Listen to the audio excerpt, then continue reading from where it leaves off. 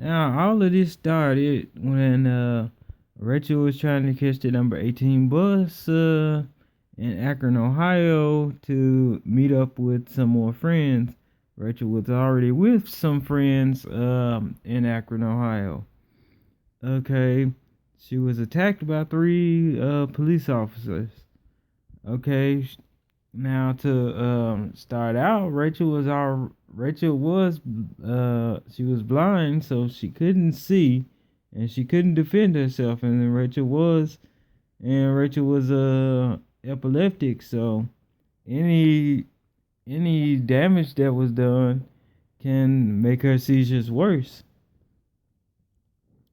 Okay, and and one thing that I'm going to say right up front, they should be embarrassed of themselves for their acts, for basically starting out on a disabled person and a blind person that can't see, that can't defend themselves, can't do anything. Because this is uncalled for. Because no, I heard what they did in St. Louis, to where you basically shot a guy in St. Louis for just basically putting his hands on his shirt, and he got shot 10 times. And basically, is this what it's coming to now, to where basically you can't even be disabled and walk down the street and the cops are shooting you? Is this what it's coming to now? This is gonna be some messed up stuff now. But anyway, the way that it happened here, okay, she ended up being transferred to Cuyahoga Hospital. Uh, when she was transferred to Cuyahoga Hospital, uh, they said that she never came out of the seizures and stuff like that from being assaulted by the cops.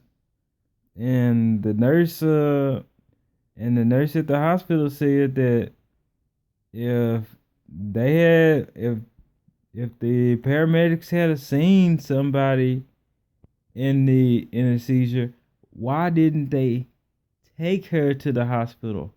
Their paramedics didn't even take her to the hospital. The paramedics, when they drove up, the paramedics laughed. The cops said, "Leave her there." The paramedics and the cops communicated with each other, "Leave her there. Don't even take her to the hospital." They left her there, which is basically BS in my book. So the nurse said, "You have to be a retard." Excuse my language, but you have to be a retard or imbecile to basically leave somebody on a scene and not bring them to the hospital when you know that they have had a seizure or they've been in a seizure. And then one thing about it, and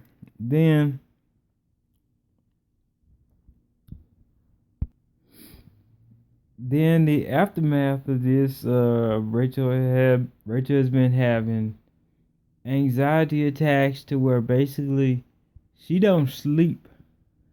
Rachel will stay up until 4 to 5, maybe 6 in the morning. So she doesn't sleep. When she does sleep, she'll wake up. She'll wake me up at 4 o'clock in the morning and send me a message on my phone, or sometimes at 2 o'clock and send me a Facebook message, because she can't sleep.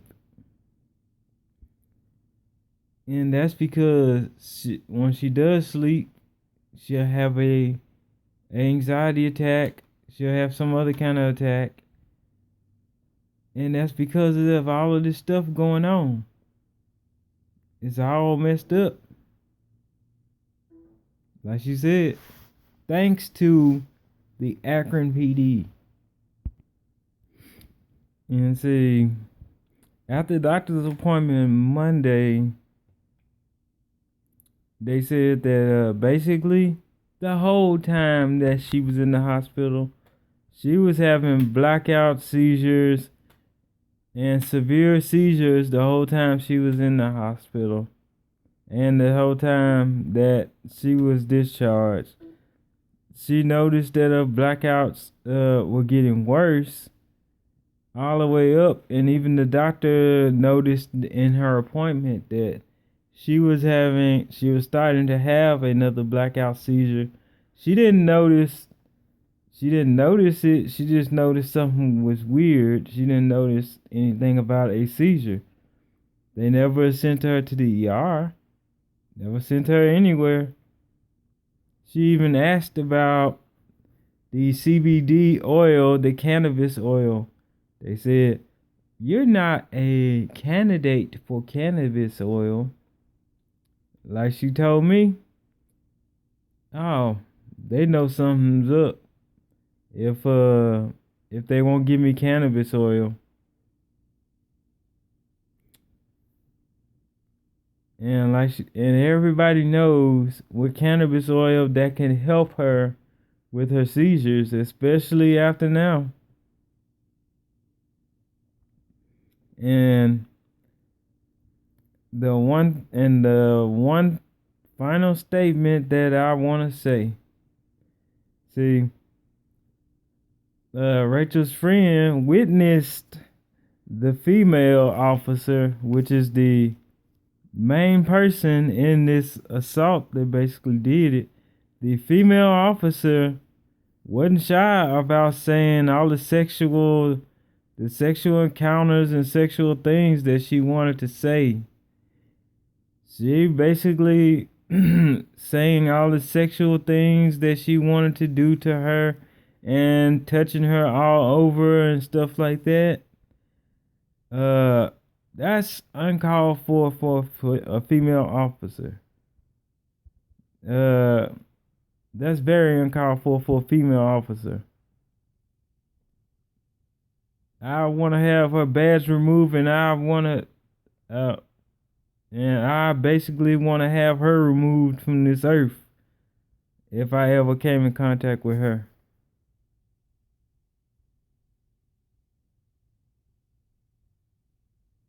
Oh yeah.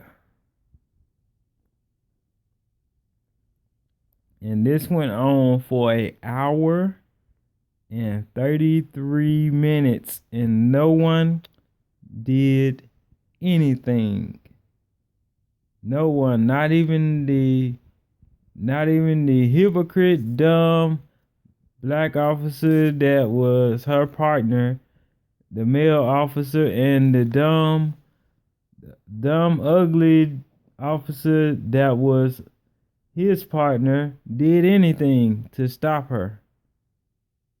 None of them, and none of the public that was sitting on the side of the street with cell phone cameras, video cameras, and regular, and just sitting there laughing, taking pictures, video, and doing nothing. They didn't care.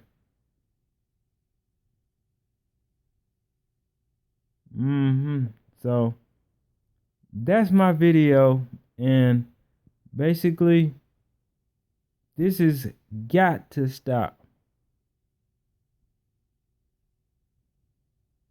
One thing, I'm going to expose this for the truth that it is. And I know that a lot of things people don't want me to do, but I'm going to do it. So I will talk to everybody later.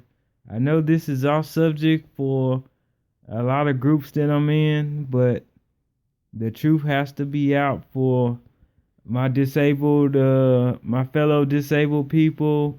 And I know a lot of moms that have disabled children and stuff like that. And I want to put out awareness to this stuff because I know a lot of parents wouldn't want to see their children in this situation. And I wouldn't want to see my kids in this situation. And that story really came to me when I was in my epilepsy support group. So take care, everybody.